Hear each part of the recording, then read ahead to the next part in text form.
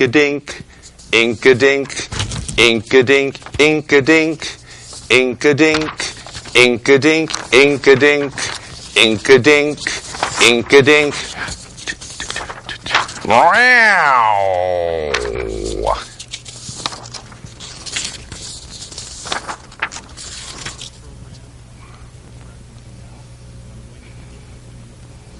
Who's been on the show quite a bit. Yeah, I bet. He's got a lot to say. We have a lot of conversations with him. I'm sure that's highly productive. But we can't do it on the big phone or the little phone. We have to do it on the micro inky dinky phone, which you could on the table here somewhere. Why is that? Because according to the importance of the guest, we have the cat and hat phone, or the Nickelodeon phone, or my cell phone. Inky dinky phone. Or the speck of dust micro inky dinky phone. Looks like he has a sunburn. Inky dink. Okay, ready? Here we go. Inky dink, inky dink, inky dink, inky dink, inky dink, inky dink, inky dink, inky dink, inky dink.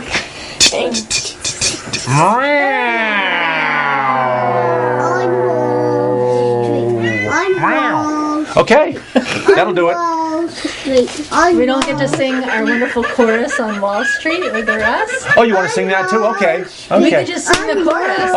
Okay, which is on Wall Street. Which is, of course, this song is on Broadway. It's the original song. Yeah. Okay. So you guys are just going to do the on Wall Street. Okay, let me start it off. All right.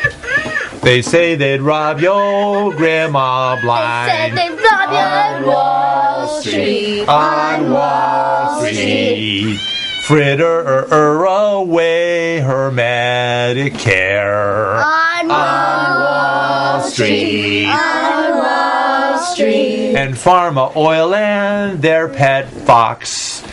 Don't care if she lives in a box. On Wall Street. On Wall Street. So long as they wear platinum jocks. On Wall Street. On Wall Street.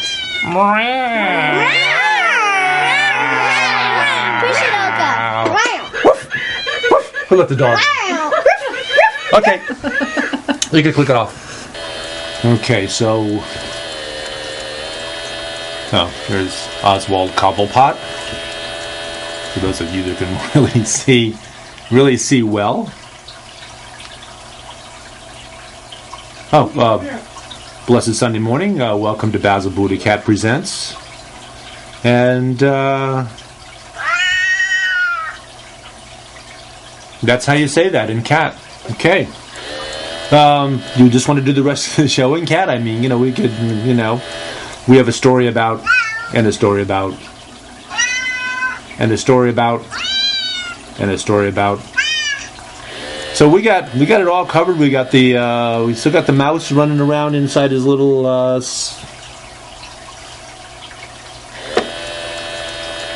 who's, I guess, sensitive to movement. But no, you want to actually. You want to start with a book review today? Okay. Well, let's hold on. Book review. There you go. So it's on the table. Yeah. Okay. Well, yeah. I'm looking on the table. I don't see it. Oh, okay. It's sitting.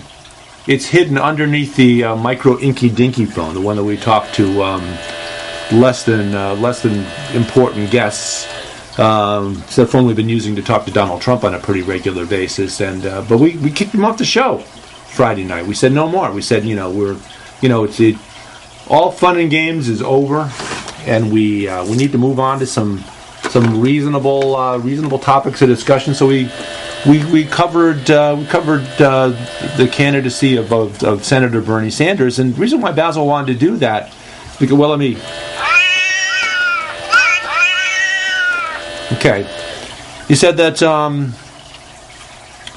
he said he's been watching Progressive Soup, Yeah, and he says he's the one that got me the gig there, and it's through his good graces knowing Dave King and Candy, Candy at Comcast, Dave and Candy there, that he got us the gig doing Progressive Soup, and says he likes the show and watches it, and he likes the fact we've been having volunteers on the last 4 or 5 weeks up until this week, where we did a show. We did a show on Pearl Harbor Day that again was focused on veterans and veterans' needs, and we had a good friend Michael Sakaya back on, Lieutenant Colonel, retired from the U.S. Marine Corps, and also Paul Kaczewski, who is also a Marine, and he's retired now.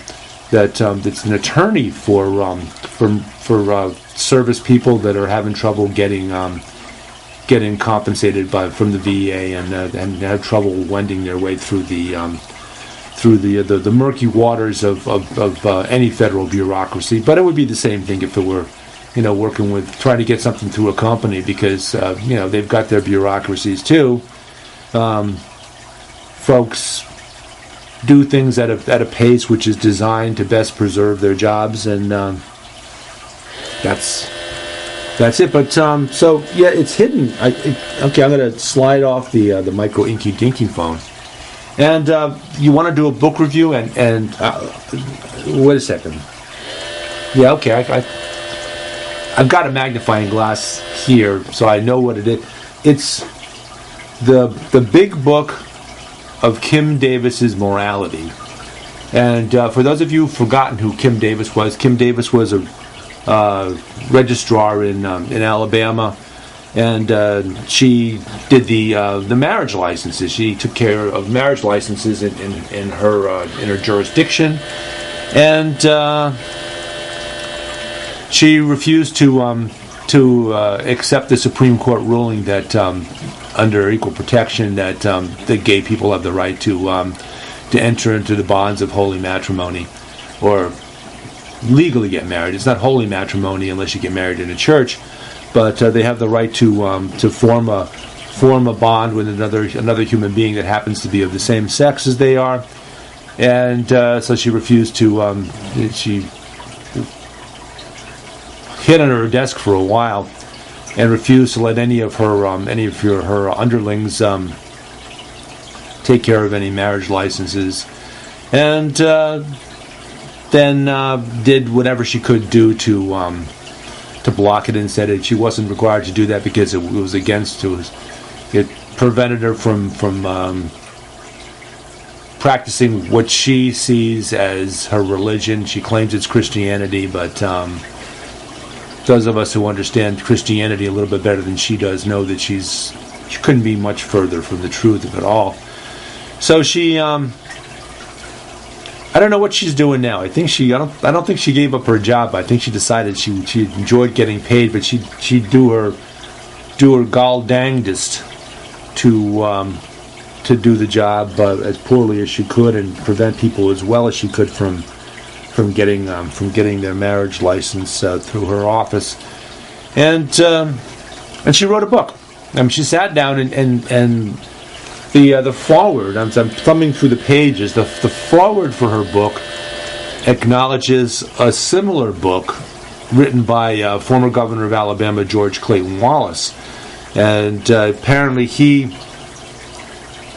during his day tried to stop blacks from integrating into society, into attending white public schools from elementary right up to college level in Alabama. His famous quote was segregation now, segregation tomorrow, segregation forever. And he actually was the father of the, in a sense, of the Tea Party movement, of the movement of white Southern racists that are being courted right now by Donald Trump, and who became Republicans because President Lyndon Johnson, signed into law civil rights legislation, and he ran for president twice, and apparently looked like he was peeling prospective Republicans. Nixon had a Southern strategy, and his strategy was to go after those states and those voters that had become angered at Lyndon Johnson, even though, truth be told, it was the Republicans in Congress, in the House and the Senate, including Senator Edward Brooke from Massachusetts, who happened to be African-American Republican. Word is that back in those days that Martin Luther King was registered as a Republican, and because the Republican Party, in fact, on social issues was the progressive, was a liberal party, and the Democrats had their Dixiecrats, which were basically avowed racists. They did not believe in civil rights. They didn't believe. They thought of the whites as being the master race. And hold on.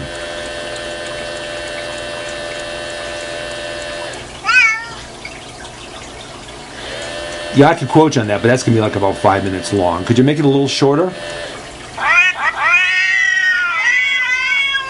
Okay, that's a little bit better. Basil said so. Basically, the Republicans were trying to court these guys, and that they were staying with the home team with George Wallace as a third party, and Wallace ended up during the 1972 campaign. He ended up being shot by a guy named Arthur Bremer, and wasn't able to continue his presidential campaign. And the Republicans stepped in, and they were the next best thing, I guess, to Wallace. Nixon was the next best thing, although he was no George Wallace by any means. Nixon had some good qualities about him. He was a Quaker. He had some good things about him, but one of those things that he had about him, which wasn't very good, was he was a bit on the paranoid side. He always felt like people were out to get him, and that's kind of tough. That's kind of tough to keep a level head when you have those kind of ghosties and ghoulies banging around inside your old noggin. So they went to Nixon. Nixon won in a landslide over George McGovern, and the Republicans from that point forward have had the racist Southern Democrats on their team, and they've continually won most every election statewide, and a fair number of local elections in the states that were part of the former Confederacy. So at any rate, so here's the book, and I'm looking through it, and the magnifying glass. Maybe I should refer over to. I've got George Wallace's book here, right next to the Wit and Wisdom of Spiro Agnew, and the book and the big book of Wall Street Ethics. And Basil's told me that he.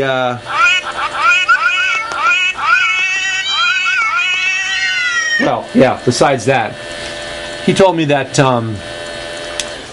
that all these books have a common thread, and that's let's go back over them again. The big book of Wall Street Ethics.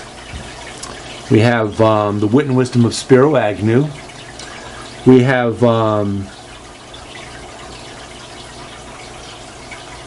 the Ethics and Morals of George Clayton Wallace, and the Ethics and Morals of Kim Davis. And I'm not sure if I can find a common thread, because I don't see much of.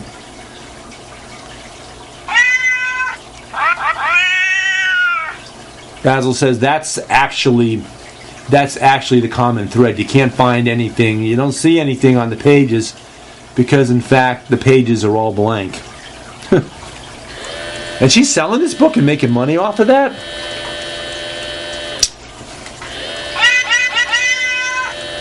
Basil says she sold 50,000 copies already. So she's making money by hawking a book that has absolutely nothing on any of the pages. Again, I haven't got 5 or 10 minutes to translate that. Could you summarize it a little bit? Enough, okay. Said, says pick up the phone and talk to Donald Trump because this is getting boring. No, but let's continue talking about Senator Bernie Sanders. If you want to talk about him, you say you've enjoyed the shows, and that's very much appreciated that you watch a show and it shows and enjoy them. They're getting good play on both Facebook and YouTube. And on YouTube, to watch Progressive Soup as well as watch Basil's show, Basil BuddhaCat Presents! ! You go to YouTube and put in Kristin40, Kristin, 2 I's, Kristin, and the number 40, and you'll pick up about almost 500 shows going back. In the case of Progressive Soup, 6+ years, and you can watch them. You can watch Basil. Basil's been on for in January it'll be 3 years. So see what you're missing out on. But some of the Progressive Soup, Basil gets good reviews. He gets a lot of people watching his shows.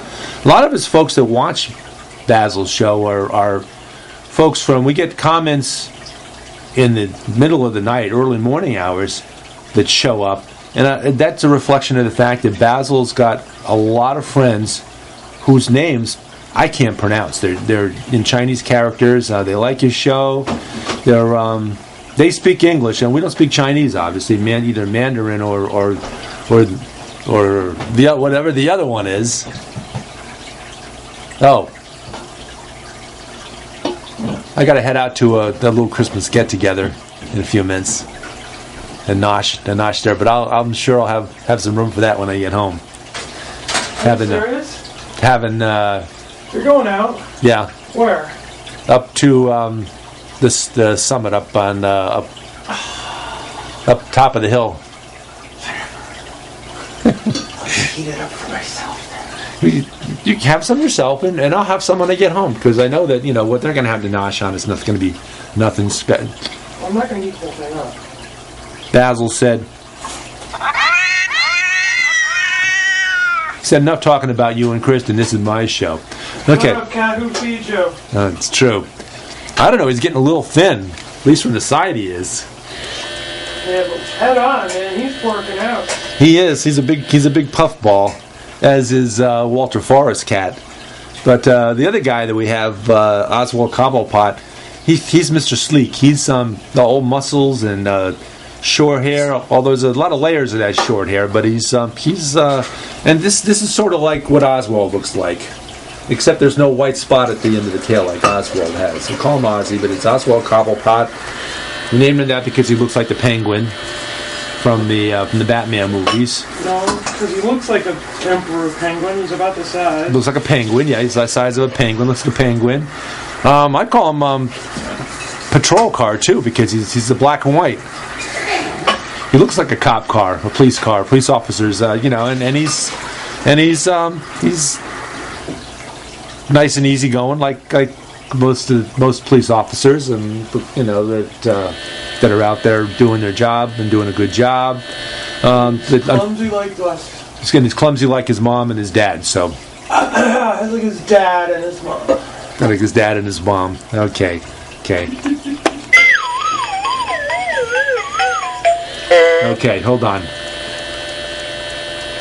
Now, it's Donald Trump calling in again, and he says if he gets him back on the show, he could do a book too.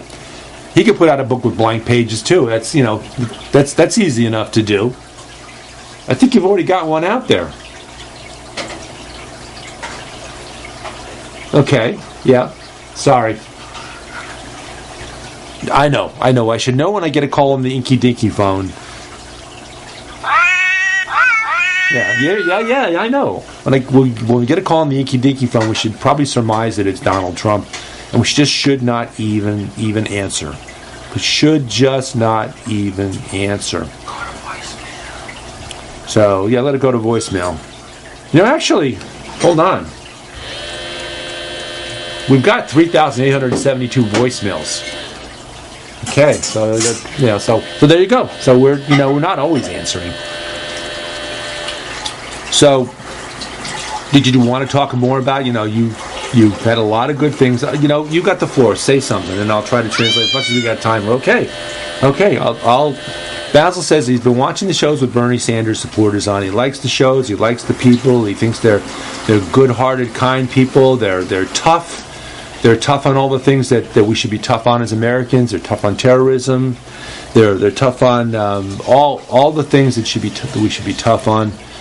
And yet they understand that we should allow immigrants into the United States, continue to allow immigrants into the United States, because that's what makes America great, is the influx of immigrants into our country. And I think that pretty much sums it up. So if you don't want to translate the rest of what you said, because it was about 5 minutes long, I'll repeat it. You can hear it again. So that's about 5 minutes. If he did, that'd be about 10 minutes worth of stuff to quote. So with that, thank you for watching Basil BuddhaCat Presents. Have a blessed Sunday, and we'll see you next Friday night.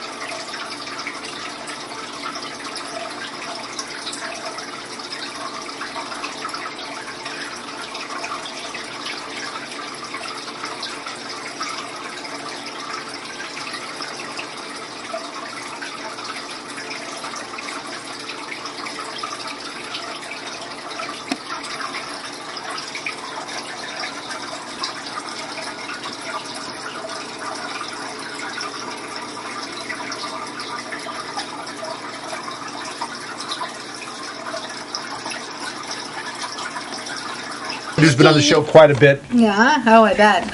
He's got a lot to say. We have a lot of conversations with him. I'm sure that's highly productive. But we can't do it on the big phone or the little phone. We have to do it on the micro Inky Dinky phone, which you could on the table here somewhere. Why is that? Because according to the importance of the guest, we have the cat and hat phone, or the Nickelodeon phone, or my cell phone, or the speck of dust micro Inky Dinky phone. Looks like he has a sunburn. Inky Dink. Okay, ready? Here we go. Inky Dink, Inky Dink, Inky Dink, Inky Dink, Inky Dink, Inky Dink, Inky Dink, Inky Dink, Inky Dink.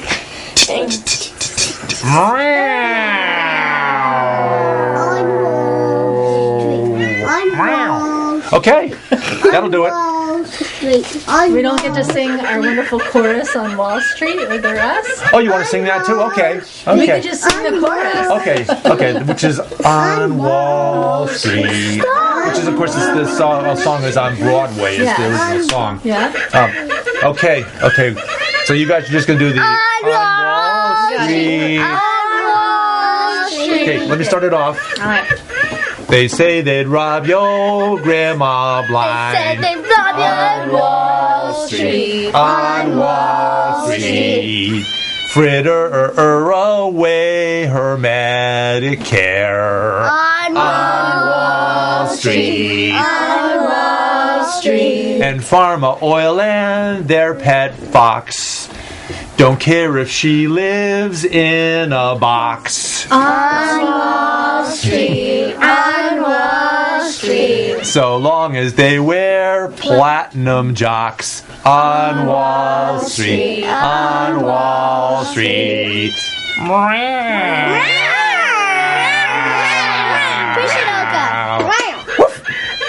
Who let the dog? Okay. You can click it off.